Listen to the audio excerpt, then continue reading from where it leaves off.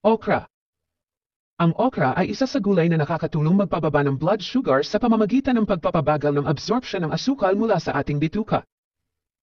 Mayaman ang okra sa fiber na maganda din sa ating digestion. Pangalawa, kangkong. Ang kangkong ay napakabuti sa mga taong diabetic kahit na kumain ng marami nito. Isang water-soluble ang kangkong na may magandang epekto sa ating blood sugar. Mayaman din ito sa fiber at protein na magandang pandagdag sa dieta ng taong diabetic. Ang kangkong nakakapagprotekta din ng ating atay laban sa toxins gaya ng lead, cadmium, arsenic at carbon tetrachloride. Mayaman din sa iron ang kangkong na mabuti pang iwas sa anemia. Pangatlo, talong. Ang talong ay mayaman sa fiber at polyphenols na maparehong nakakatulong sa pagpababa ng blood sugar levels. Isa din ito sa dietary recommendations na dapat idagdag sa dieta upang makontrol ang diabetes. Pang-apat, talbos ng kamote. Ang talbos ng kamote ay may taglay na anti-diabetes properties at magandang diet therapy.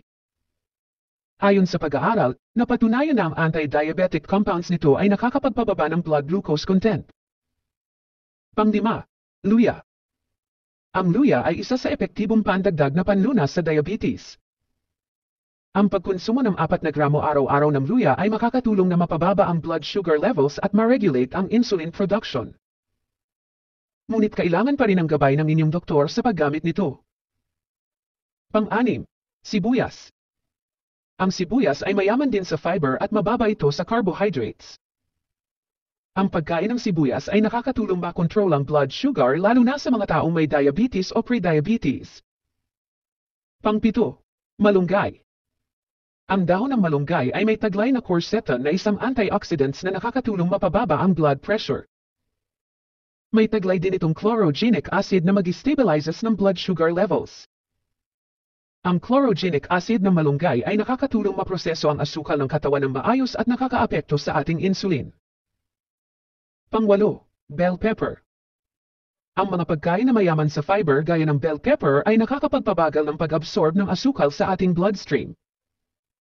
Mayaman din ito sa vitamin C na nakakatulong na mabawasan ang blood sugar levels ng mga taong may type 2 diabetes. Pang-siyam, bawang.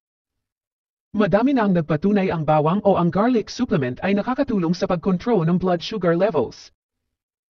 Ang bawang ay nakakapag-improve din ng cholesterol at triglyceride levels ng katawan na nakakabawas ng risk ng pagkakaroon ng cardiovascular disorders.